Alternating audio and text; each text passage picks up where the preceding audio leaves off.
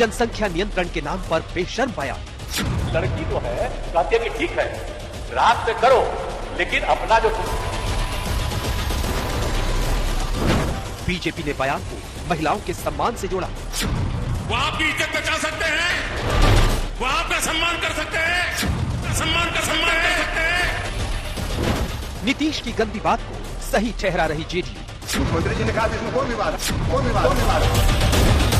राबड़ी की नीतीश को नसीहत इंडिया में फजी है।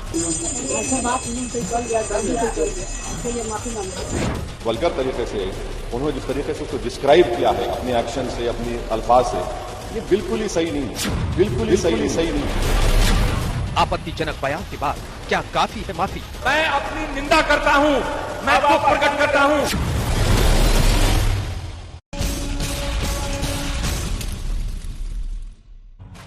ये मुंह से सुपारी निकाल के बात कर रहे बाबा। इसके मुंह में पैदाशी सुपारी है, ये तोतला है। बात कर रहे हैं बिहार के मुख्यमंत्री नीतीश कुमार की, जो कहते हैं कि बिहार में बहार है, लेकिन उनकी जुबान में जो असभ्यता झलक रही है, मतलब आज ऐसा लगता है जैसे शर्म भी शर्मिंदा है। वो ऐसी कुछ लाइंस है जो आप अपने घर में अपने बच्चों के आसपास सुन नहीं पाएंगे, न हम आपको सुना पाएंगे। लेकिन ये बिहार के मुख्यमंत्री ने दरअसल वो बताना चाहते थे जनसंख्या नियंत्रण को लेकर कि महिलाओं में प्रजनन दर घटी है और उसकी वजह है उनमें शिक्षा की बढ़ोतरी। लेकिन हम कुछ दूध का दूध पानी का पानी यहाँ आज करेंगे हल्ला बोल। एक तो उनकी भाषा को लेकर जिस तरह की उन्होंने, हालांकि 24 घंटे बाद उन्होंने कह दिया कि उनको समझ में आ गया कि उन्होंने गलत कहा है, उन्होंने अपनी निंदा की और कहा कि मैं माफी मांगता हूं। लेकिन सवाल यह है कि होशो हवास में जब एक मुख्यमंत्री इस तरह की बात बोलता है और अगले दिन कहता है कि मैं शर्मिंदा हूं, मैं खुद ही किसी की भावनाओं को आहत नहीं करना चाहता था, तो इसके क्या मायने निकाले जाए? हालांकि बीजेपी एक सियासी मौके के तौर पर इसमें इस्तीफा मांग रही है नीतीश कुमार का, लेकिन हम कुछ बातें आपके सामने रखना चाहते हैं। दरअसल मौका क्या था? प्रजनन दर दिखाना चाहते थे नीतीश कुमार की बिहार में, राज्य में जो महिलाओं में प्रजनन दर है उसमें कमी आई है। उसकी वजह वो बता रहे थे लड़कियों में शिक्षा बढ़ी है। लेकिन ऊल जुलूल भाषा, मतलब ऐसी भाषा, ऐसा तरीका, और ये भी नहीं, एक बार नहीं किया, पहले विधानसभा में बोले, फिर विधान परिषद में जाके 1 घंटे बाद ठीक वही बातें दोहरा रहे। ये अकल्पनीय है। मुख्यमंत्री और ऐसी अमर्यादित, अशोभनीय, पीछे जो विधायक थी महिला, वो अपना सिर छुपा रही थी। सोचिए, उनके लिए लगभग ये sexual harassment at work place है। इस तरह की भाषा कोई भी पुरुष इस्तेमाल नहीं कर सकता है आपके सामने, पर ये कर रहे थे। और कर कौन रहा था? मुख्यमंत्री बिहार। तो मौका हमने आपको बता दिया। बीजेपी की तरफ से हमलावर है तमाम नेता। प्रधानमंत्री नरेंद्र मोदी ने भी आज कहा कि एक नेता है बड़े इंडिया अलायंस के चेहरे, इंडिया अलायंस को कहते हैं, और वो जिस तरह से विधानसभा में भाषा बोल रहे हैं वो बहुत शर्मनाक है। हालांकि उन्होंने उन चुप्पी को भी चुनौती दी जो तमाम इंडिया अलायंस की अन्य महिला नेता साधी हुई है इस पूरे मामले पर, क्योंकि गठबंधन की बात है। तीसरी तरफ हम आपको बताते हैं कि जो देश में लड़कियों की शिक्षा दर है वो है 71.5 यानी 71.5%, लेकिन वो बिहार में अब भी 55% है। कई खास मेहमान हमारे साथ जुड़ेंगे। ये चर्चा और ये विषय बहुत गंभीर है। आइए आपको पहले अपनी रिपोर्ट दिखाते हैं, फिर चर्चा में लिए चलिए।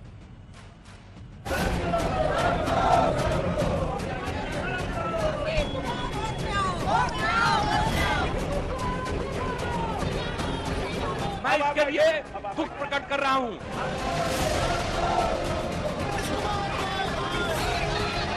कोई कल्पना नहीं कर सकता है ऐसी भाषा में बद्दी बातें की।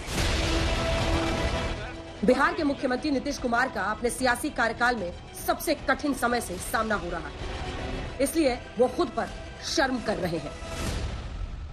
आपने कहा मुख्यमंत्री शर्म करे, मैं न सिर्फ शर्म कर रहा हूं, मैं इसके लिए दुख प्रकट कर रहा हूं। कल विधानसभा और विधान परिषद में नीतीश ने जो विवादित बयान दिया वो इतना शर्मनाक है जो ना तो आपको पूरा दिखाया जा सकता है और ना ही आपको पूरा सुनाया जा सकता है। सबको अगर पढ़वाएंगे तभी ना इसका होगा। अगर लड़की पढ़ जाएगी तो जानते हैं लड़का और लड़की का जो होता है शादी, तो लड़कवा तो रोज लड़किया के साथ रतवा में सुतता है, उसी समय लड़की जो है कहती है कि ठीक है रात में करो, लेकिन अपना जो तुम, अरे सुनिए, तो यही करके लड़की सब अब सबको समझा रही है। दरअसल नीतीश बताना चाहते थे कि बिहार में प्रजनन दर कम हुई है, इसलिए जनसंख्या नियंत्रण हो पाया, क्योंकि लड़कियों की शिक्षा बढ़ी है। देखिए अब कितना बढ़िया हो गया। आप जानते हैं लास्ट ईयर ही हो गया था, अब 4.3 से घटते घटते 2.9। हम लोग तो इसी चक्कर में है कि 2 पर आ जाएगा तो सीधे सीधी और ना नीचे जाएगा। आज बिहार विधानसभा में बीजेपी की महिला विधायकों ने नीतीश शर्म करो के नारे लगाए, लेकिन बीजेपी ने नीतीश के इस विवादित बयान को सीधा महिलाओं के सम्मान से जोड़ दिया। वो इंडी अलायंस के नेता ने विधानसभा के अंदर, जिस सभा में माताएं बहनें भी मौजूद थी, कोई कल्पना नहीं कर सकता है, ऐसी भाषा में बद्दी बातें की। कोई शर्म नहीं है उनको। इतना ही नहीं, इंडी अलायंस का एक भी नेता माताओं बहनों के इतने भयंकर अपमान के खिलाफ एक शब्द बोलने के लिए तैयार नहीं हुआ। जो माताओं बहनों के प्रति ये दृष्टिकोण रखते हैं, वो कभी आपका भला कर सकते हैं माताएं बहनें? हंगामा बढ़ा तो 24 घंटे के अंदर वो फिर से पलटे, बयान पर माफी मांगता हूं और जो मेरी निंदा करते हैं उसका भी मैं अभिनंदन करता हूं। और आपने कहा मुख्यमंत्री शर्म करें, मैं न सिर्फ शर्म कर रहा हूं, मैं इसके लिए दुख प्रकट कर रहा हूं। कोई एक शब्द मैं उसको वापस करता हूं और मैं दुख प्रकट करता हूं, और कोई भी हमारी निंदा किया है मैं उसका अभिनंदन करता हूं। बिहार की पूर्व मुख्यमंत्री राबड़ी देवी भी मानती है कि नीतीश को ऐसा बयान नहीं देना चाहिए। अपने बयान पर नीतीश चौतरफा घिर गए। बिल्कुल ही एक वल्गर तरीके से उन्होंने जिस तरीके से उसको डिस्क्राइब किया है अपने एक्शन से, अपने अल्फाज से, ये बिल्कुल ही सही नहीं है। वो बिहार की विधानसभा है, वो कोई सिनेमा थिएटर नहीं है कि लोग वहां पर कोई पिक्चर देखने आ रहे हैं जिसमें सर्टिफिकेट अडल्ट दिया गया है। कोई भी कंसर्न नहीं था कि वो कह क्या रहे हैं। अगर उनको नॉलेज देनी थी तो बहुत सारे तरीके हैं जिस तरीके से नॉलेज दे सकते हैं। एक्शंस और वर्ड्स दोनों ही बहुत भद्दे थे और एक भद्दे मजाक की तरह थे। हैरानी की बात है कि नीतीश की माफी के बावजूद जेडीयू नेता और उनके सहयोगी दल इस शर्मनाक बयान को सही ठहराने में जुटे हैं। हर आदमी जानता है, अपने बाल बच्चा का शादी ब्याह करता है तो अपने बाल बच्चा का शादी ब्याह करता है तो अपने वंश को बढ़ाने के लिए न करता है। तो मुख्यमंत्री जी ने कहा इसमें कोई विवाद है। क्या इस देश में कॉन्डोम का प्रचार नहीं होता है? क्या देश में सेक्स एजुकेशन के प्रति लोगों को चर्चा नहीं होती है? अब देश आगे बढ़ रहा है। वो प्रजनन दंड को रोकने में अपनी पूरी भूमिका निभाएगी और उसका कैसे रोक सकती है उसके लिए उन्होंने एक उदाहरण दिया। नीतीश दावा करते हैं कि बयान जरूरी था, लेकिन सच तो यह है कि उनका तरीका असभ्य, अमर्यादित, अश्लील, शर्मिंदा करने वाला और महिलाओं लड़कियों के लिए अपमानजनक मेल नहीं खाता। इतने संवेदनशील मुद्दे पर नीतीश ने मर्यादा का ध्यान नहीं रखा, तमाम लकीरें लांघ गई। सबसे बड़ी बात, महिला विधायकों की मौजूदगी में बयान देते समय हंसी और विधायकों के ठहाकों को जेडीयू क्या सही ठहरा रही है? आज तक क्यों? आइए चर्चा की शुरुआत करते हैं। हमारे साथ अजय आलोक जी, राष्ट्रीय प्रवक्ता भारतीय जनता पार्टी के डॉक्टर अजय आलोक जुड़ गए हैं। निवेदिता सिंह कुछ देर में बीजेपी एमएलसी जी वहां पर मौजूद थी, वो हमारे साथ जुड़ेंगी। राजीव रंजन जी हमारे साथ प्रवक्ता जेडीयू के मिल रहे हैं। अनुराग भदौरिया हमारे साथ प्रवक्ता समाजवादी पार्टी के, और धीरेन्द्र कुमार जी प्रवक्ता एलजेपी रामविलास गुट के हमारे साथ जुड़ रहे हैं। राजीव रंजन जी, आपके साथ शुरुआत करना चाहती हूं मैं। क्या कोई तरीका है जिसमें आप नीतीश कुमार की उन बातों को जो उन्होंने विधानसभा पे कही है उसको डिफेंड कर सकते हैं? क्या आप ही के पार्टी के कुछ लोग जो सामने आकर बता रहे हैं कि जनसंख्या नियंत्रण को लेकर वो संदेश दे रहे थे, वो इसे सही ठहराना चाहते हैं? क्योंकि जो नीतीश कुमार ने कल कहा है उसे शर्म से आंखें झुकती हैं कि एक मुख्यमंत्री इस तरह की भाषा देश के अपने राज्य में विधानसभा विधान परिषद में बोल सकता है। मतलब एकदम हो क्या गया है नीतीश कुमार को? राजीव जी, आप ये बताइए, हो क्या गया है?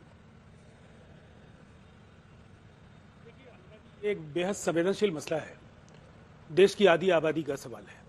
नीतीश कुमार जी कहीं ना कहीं शब्दों के चयन को लेकर उन्हें ऐसा लगा कि उन्हें पहल करके खुद ही माफी मांगनी चाहिए। उन्होंने न केवल माफी मांगी, उन्होंने इसे प्रोसीडिंग से हटाने की बात भी कही। स्पीकर से और चेयरमैन से उन्होंने कह करके शब्द हटाने की बात भी कही। बड़ा सवाल यह है कि इस देश में एक परिपाटी रही है, कई नेताओं के विवादित बयान महिलाओं को लेकर आए। देश के प्रधानमंत्री से लेकर अनेक नेताओं के बयान आए, कभी सोनिया गांधी को लेकर, कभी सुपर्णखा कहा गया रेणुका चौधरी को, इस तरह के अनेक बयान आए, लेकिन कभी किसी नेता ने माफी नहीं मांगी थी। नीतीश कुमार जी को ये लगा, और एक उनकी पहचान एक संवेदनशील राजनेता की रही है, एक शालीन राजनेता की रही है। उन्हें ऐसा लगा कि जो शब्दों के चयन से लोगों के अंदर भावनाएं आहत हुई हैं, उन्हें जरूर वापस लेना चाहिए। और उन्होंने न केवल पत्रकारों को हाउस के दोनों बिहार विधानमंडल के दोनों सदनों में उन्होंने इस बात को बार बार इस माफी को दोहराया। सामान्य तौर पर जो उद्देश्य था वो उस पर आपने काफी विस्तार के साथ कह दिया, मैं नहीं दोहराऊंगा। राजीव जी नहीं, राजीव जी एक सवाल तो सुनिए, सवाल सुनिए, आप ही से पूछ रही हूँ, आप ही से पूछ रहे हैं जी। वो चुने हुए मुख्यमंत्री हैं, मैं आपको भी बहुत सालों से जानती हूँ, उनको भी हम लोग राजनीति में बहुत टाइम से कवर कर रहे हैं। राजीव रंजन जी, मैं आपको चुनौती देती हूँ, आपकी जुबान से वो लाइनें नहीं निकलेंगी जो बोला है आपके मुख्यमंत्री ने, वो बातें आप भी नहीं बोल सकते हैं। आपको अगर कोई कुछ भी जोर, आप चाकू लगा दे आपकी गर्दन पे, लेकिन फिर भी आपकी जुबान से ऐसी भाषा नहीं निकलेगी। और इसीलिए मैं पुनः अपने प्रश्न पे आ रही हूं, नीतीश कुमार को क्या हो गया है, उन्होंने ऐसा क्यों बोला? और खबरदार उनका महिमा मंडन मत कीजिए कि उन्होंने माफी मांग ली बाद में। जो उन्होंने भाषा बोला है उसे बिहार विधानसभा हमेशा के लिए शर्मसार रहेगी, जो उन्होंने बोला है बतौर मुख्यमंत्री। मैं तो चैलेंज कर रही हूँ राजीव जी, मैं आपको भी जानती हूँ और आपसे कहीं पहले से मैं नीतीश कुमार को फॉलो कर रही हूँ पॉलिटिक्स में। कोई जबरन भी चाकू रख के आपके मुंह से ऐसी भाषा नहीं निकलवा सकता है। फिर उन्होंने ऐसा क्यों बोला? देखिए अंजना जी, अगर ये शब्द सही होते तो निसंदेह उन्हें माफी मांगने की जरूरत तो नहीं होती, लेकिन इस माफी मांगने के क्रम में उन्होंने देरी नहीं की। उन्हें जैसे ही महसूस हुआ कि इसकी व्यापक प्रतिक्रिया हुई है और लोगों को ये बात बुरी लगी है, तो सार्वजनिक जीवन में 2 बार बोला उन्होंने राजीव जी, प्रतिक्रिया की वजह से माफी मांगना अलग बात होती है। राजीव जी प्लीज नहीं, आप महिमा मंडन कर रहे हैं सर। 2 बार बोला, 1 घंटे के अंतराल पे उन्होंने अपनी बात दोहराई, पूरे होशो हवास में बोल रहे थे। राजीव जी मत डिफेंड कीजिए इसे और मत कहिए जब प्रतिक्रिया आई तो महिमा मंडन नहीं है। में कोई अपनी नैतिकता तय करता है, ये महिमा मंडन नहीं है अंजना जी। सर दबाव में कोई नैतिकता और भाषा तय करता है राजीव जी। अंजना जी, किसी दबाव की बात मैं नहीं कह रहा हूं। कल का दिन बिहार विधानमंडल के लिए ऐतिहासिक दिन था। 2 महत्वपूर्ण जो फैसले थे उसका सूत्रपात बिहार से हो रहा था और ऐसे में हो नहीं रहा था, हुआ जिसके दूरगामी नतीजे होंगे। लेकिन उन्होंने कहीं ना कहीं जो शब्द कहे, उन्हें खुद ऐसा लगा कि ये शब्द उचित नहीं थे। इन शब्दों के जरिए आप जो कुछ भी कहना चाहते थे उसे जनता ने सही तरीके से नहीं लिया है। उन शब्दों से कहीं ना कहीं लोगों की भावनाएं आहत हुई। मैं यही कहना चाहता हूं कि सार्वजनिक जीवन में ये नैतिक बल भी बहुत कम लोगों के अंदर होता है कि वो अपनी गलती को महसूस करे और उन गलतियों के लिए क्षमा मांगे, खेद प्रकट करे, शर्म महसूस करे। ये 3 ऐसे शब्द हैं सार्वजनिक जीवन में जिसे दोहराने में पूरा जीवन राजनेताओं का निकल जाता है। विवादित बयानों के लिए जो लोग काफी ज्यादा सुर्खियों में बने रहे, सुर्खियां बटोरते रहे हैं, उनसे कभी हम लोग ये कहलवा नहीं पाए कि उनसे गलती हुई है। नीतीश कुमार जी में ये साहस था और इसका एहसास उनके अंदर तक होगा और पूरे जीवन ये एक सबक की तरह उनके लिए है। उन्हें निसंदेह अगर उन्होंने एक ही दिन में 3 बार इस बात को दोहराया है तो इसका अभिप्राय बहुत समझना चाहिए कि बहुत ही कैजुअल तरीके से उन्होंने इस पूरे प्रकरण को नहीं लिया। मैं अन्य मेहमानों के पास जाऊं, निसंदेह एक और सवाल मैं कर रही हूं, ठीक है? आप देखिए, एक सवाल और है जिसके बाद मैं अन्य मेहमानों के पास जाऊंगी। मैं आपको पूरा बोलने का मौका देना चाहती हूं क्योंकि आप समझाइए तो बिहार की जनता का क्या। बिहार की जनता दिल्ली से लेकर भारत के हर कोने में, विदेशों में रहती है। हमारे मुख्यमंत्री की जो भाषा है उसको देश विदेश में लोग सुन रहे हैं। हमारा जो सिर शर्म से झुक रहा है उसकी जवाबदेही किसकी है? उसके लिए किसकी गर्दन पकड़े? जो देश भर से, विदेश से बिहार के लोग मुझे लिख रहे हैं कि ऐसी भाषा है, बोलते वो है मैम और हम लोग यहाँ शर्मिंदा होते हैं। जरा बताइए, उनकी शर्मिंदगी कौन दूर करेगा? उनको कह दे कि एहसान किया है नीतीश कुमार ने, आपसे माफी मांग ली है। ऐसा किसी ने नहीं कहा कि उन्होंने एहसान किया है। उन्होंने एक नजीर जरूर सामने रखी है कि सार्वजनिक जीवन में अगर आपसे कोई बड़ी गलती हो जाए तो आपको खुद आगे आना चाहिए। अपनी शर्मिंदा हुए बिहार के लोगों की जवाबदेही किसकी है? मेरे सवाल का जवाब दीजिए। अब देखिए, जो देश शब्दों का जो पूरा का पूरा सार है, इसका जो मर्म है, अंजना जी, मैंने आपकी पूरी बात को सुना और मैं मानता हूं कि देश के चंद ऐसे पत्रकारों में आप एक हैं जो महिलाओं से जुड़े सवालों का ही नहीं, हर सवाल पर बेबाकी के साथ आप सवाल करती हैं। जवाब एक पार्टी का यही हो सकता है। इन सवालों पर हम लोग बैकफुट पर इसलिए नहीं हो सकते हैं, अगर नीतीश कुमार जी माफी नहीं मांगते, नरेंद्र मोदी जी और उनकी पार्टी के अन्य नेताओं की तरह चुप्पी साधे रहते, उनके पार्टी के प्रवक्ताओं के बेमेल बयान आते रहते, तब ये बैकफुट पर खड़े होने की बात थी। जनता भी समझती है नीतीश कुमार जी का ट्रैक रिकॉर्ड, अगर एक संवेदनशील राजनेता के तौर पर जनता जानती है तो एक बार उनके जुबान से फिसले शब्दों को लेकर उनके बारे में या बिहार के बारे में उसकी राय नहीं बदल जाएगी। ठीक है, चलिए, वो बैकफुट पर नहीं है अजय आलोक जी। नीतीश कुमार ने माफी मांग ली है और वो कह रहे हैं कि उन्हें खुद ही शर्मिंदगी हुई है अपनी बात पर। इसका बवाल आप लोग पूरा इंडिया अलायंस से इसको जोड़कर पॉलिटिकल मौका समझ रहे हैं।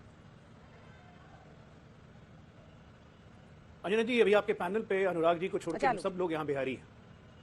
सारिका जी और आप जी, हेलो, मेरी आवाज आ रही है?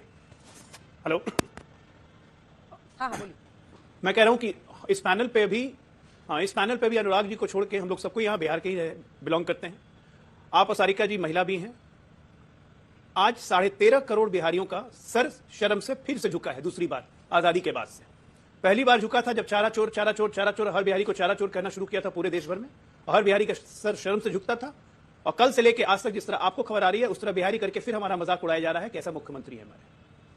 आप बात वो नहीं है कि आपने क्या कहा, आप ये देखिए कि आर्टिकुलेशन ऑफ वर्ड्स आपके पास कब खत्म होते हैं। आप कोई चीज का संदेश अगर देना चाह रहे हैं, जैसे कि राजीव जी कह रहे थे प्रजनन दर को संदेश देना चाह रहे हैं, तो प्रजनन दर देने का संदेश यही होता है, ऐसे ही शब्द होते हैं। इसको कहते हैं मानसिक असंतुलन होना। जब आप अश्लील शब्दों को एंजॉय करते हैं, आप सैडिस्टिक प्लेजर लेते हैं ऐसी हरकत करने में। और नीतीश जी का ये ट्रैक रिकॉर्ड पिछले 1 साल से चल रहा है। मैं हमेशा बोल रहा हूं कि सेनाइल डिमेंशिया की तरफ जा रहे हैं। आज बिहार में ये बात किसी से नहीं छुपी है। मैं आपको बताता हूं, ये कभी किसी के पैर छूने लगते हैं, कभी अपने मंत्री के गले लगने लगते हैं। अभी रिसेंटली परसों गए एक मंत्री जी के घर में उनके पिताजी को श्रद्धांजलि देने, उनकी पुण्यतिथि थी, पिताजी को श्रद्धांजलि नहीं दिया, मंत्री जी को ऊपर सर के ऊपर फूल चला दिए। तो ये जानबूझ के आर्टिकुलेशन ऑफ फैक्ट है। और आज हम इस्तीफा इसलिए बोलते हैं कि मुख्यमंत्री इस्तीफा दे दीजिए, क्योंकि वो मानसिक रूप से असंतुलित हो गए। उनको पता ही नहीं चलता है कि वो कर क्या रहे हैं और वो क्या बोलेंगे। मेडिकल स्टूडेंट मैं हूं। आज जिस हरकत को उन्होंने डिस्क्राइब किया है उसको अंग्रेजी में कोइटस इंटरप्टस कहते हैं। हम लोग मेडिकल में पढ़े थे, लेकिन आज व्याख्यान जो मैंने देखी कल टीवी पे साक्षात, ये देख के मैं धन्य हुआ कि मेरे टीचर्स भी मुझे ऐसा व्याख्यान नहीं दे सके थे। मतलब एक शर्म आती है या नहीं आती है? सिर्फ इसके बाद क्या आप कह दिए कि हाँ, और ये व्याख्यान सबसे पहले अपने घर में दे देते ना, अपने गांव में देते, अपने गांव में बाकी लोग को जाके देखे कि ऐसा कर लिया तू लोग। आप सदन में बैठ के डॉक्टरी पढ़ा रहे हैं और भी पहले विधानसभा में पढ़ाया, फिर आके विधान परिषद में पढ़ा रहे हैं। तो ये भैया गई और टीचिंग लीजिए, बिहार का पीछा छोड़िए। एक असंतुलित व्यक्ति आज बिहार को चला रहा है। मैं ये पिछले 1 साल से कह रहा हूं कि नीतीश कुमार को एक भी दिन मुख्यमंत्री बने रहने का हक नहीं। अजय आलोक जी, जब आप इसको इंडिया अलायंस से जोड़ते हैं, चयन में मर्यादा का पालन करना अजय आलोक जी बेहद जरूरी है। पॉलिटिकल मौके के तौर पर आप साइकियाट्रिस्ट हैं या डॉक्टर हैं, देश को नहीं पता है, लेकिन अपने नेताओं के बारे में भी जरा पता कर लीजिए कि उन्हें मानसिक संतुलन बचाने की जरूरत है या नहीं। अपने नेताओं के बारे में भी साहस जुटाइए अजय आलोक जी। प्रधानमंत्री नरेंद्र मोदी ने क्या कहा था सुनंदा पुष्कर के लिए, रेणुका चौधरी के लिए, उन शब्दों के लिए ना उन्होंने माफी मांगी ना आपके पास साहस है। और मानसिक संतुलन की बात आप क्या करते हैं? सुनिए तो सही। नहीं अजय आलोक जी, बीच में आप कब से बोलने लगे?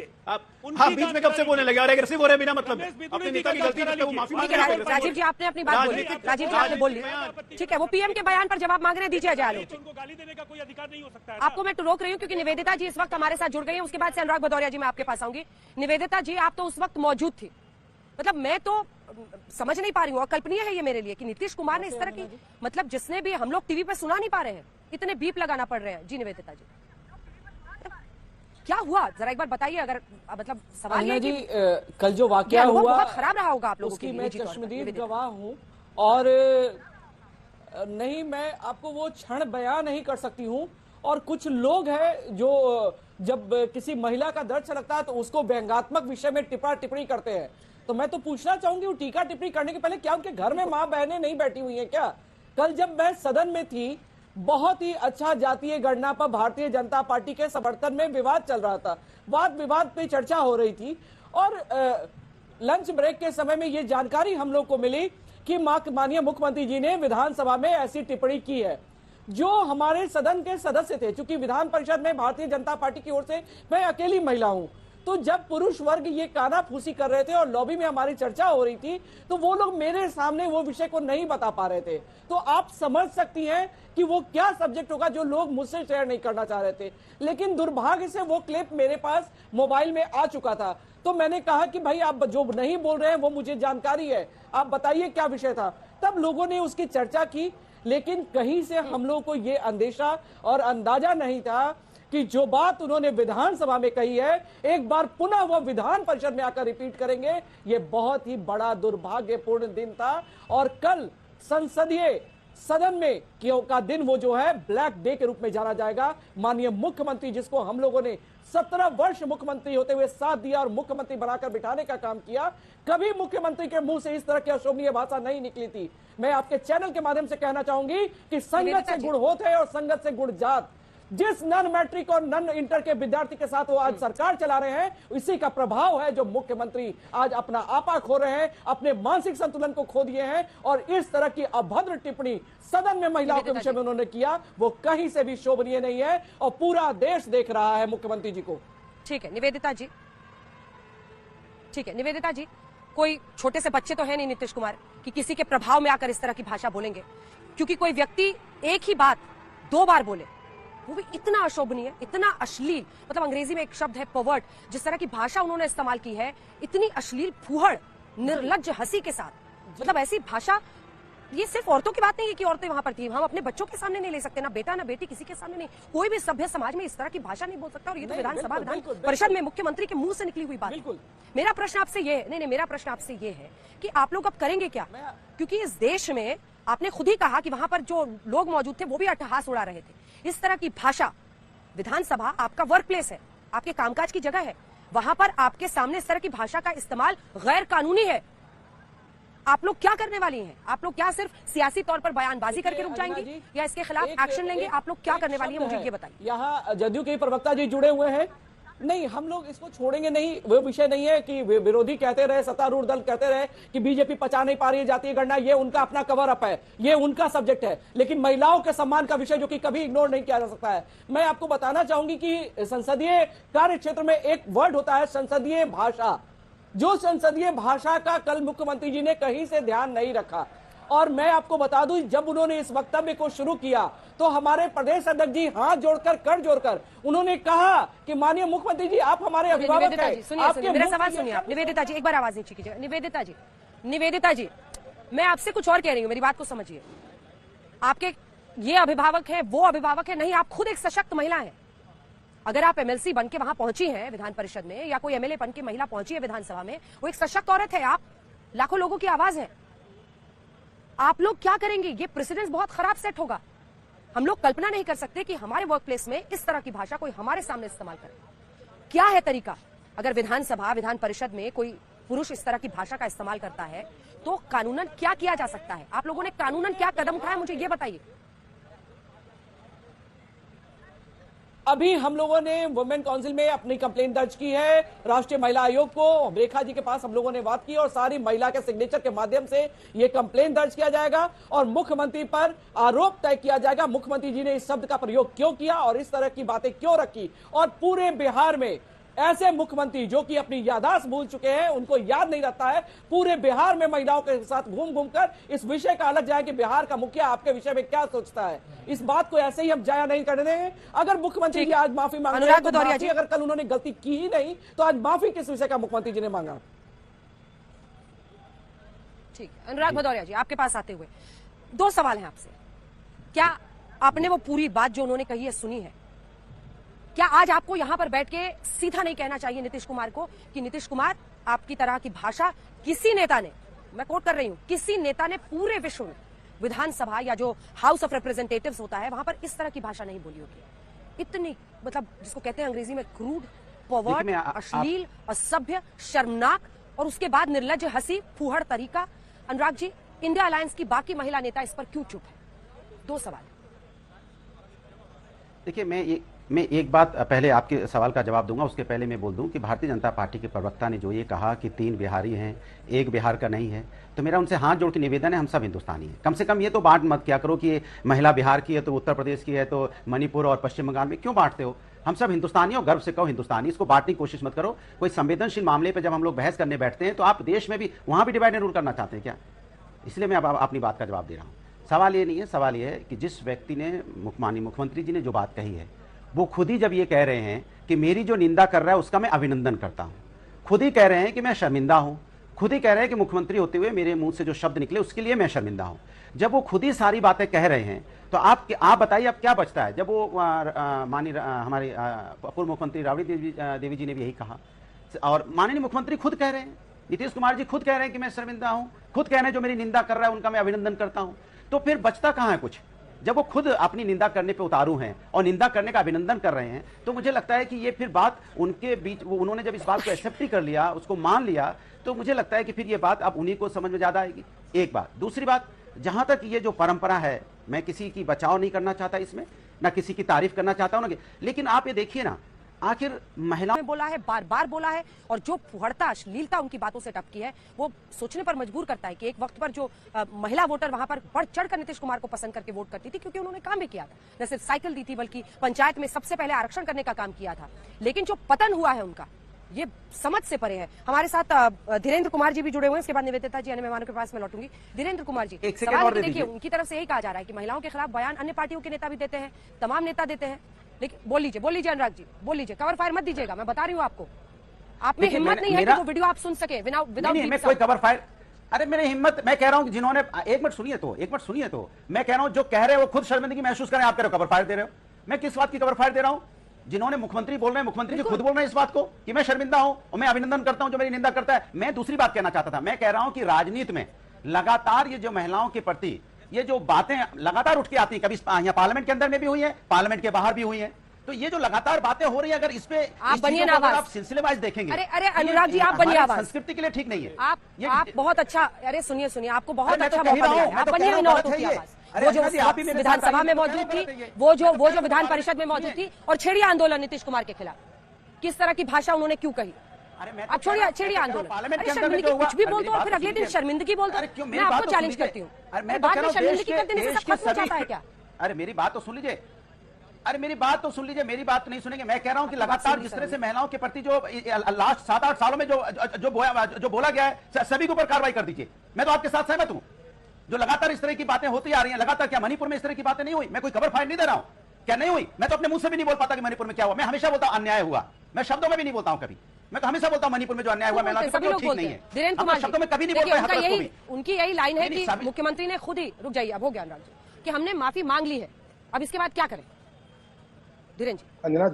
अंजना जी अभी बोल रहे थे कि मणिपुर और बाकी जगहों की घटना की बात कर रहे थे, वहां पे जिस तरह से उन दरिंदों के साथ कानून ने अपना काम किया है, क्या उसी कानून का हवाला देकर उसी तरह का मांग ये करेंगे? क्या की बात कर रहे हैं कुमार जी? एक संवैधानिक पद पर बैठे हुए किसी प्रदेश का मुख्यमंत्री इस तरह की भाषा का प्रयोग कर रहा है।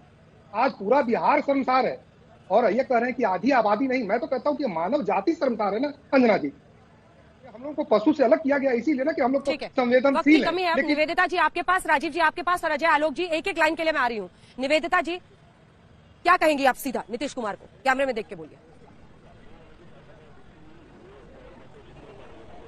मैं आज आपके चैनल के माध्यम से माननीय मुख्यमंत्री जी को यही सलाह देना चाहूंगी कि अब उनके लिए राजनीतिक जीवन में उचित समय आ गया है, और वो अब राजनीति से संन्यास ले लेंगे तो उनके लिए बहुत ही उचित होगा, क्योंकि अब वो जितने दिन भी रहेंगे उनका मजाक और किरकिरी बन के रह जाएगा। जो एक इतिहास में विकास पुरुष के नाम से जाने जाते थे, अब विवाद पुरुष के नाम से जाने जाएंगे। तो जितना जल्दी हो सके बिहार का मुखिया इस्तीफा देने का काम करे।